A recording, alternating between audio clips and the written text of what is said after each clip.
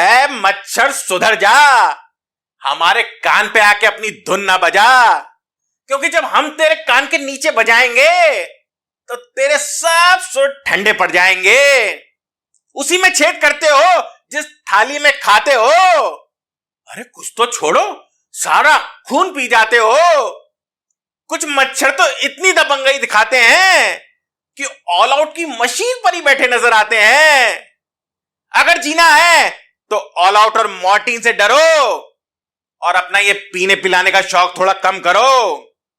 अपनी पे आ जाने पे मजबूर ना करो हमें ताली बजाने पे, क्योंकि अगर हमारी ताली बजी तो समझो तुम्हारी अर्थी सजी।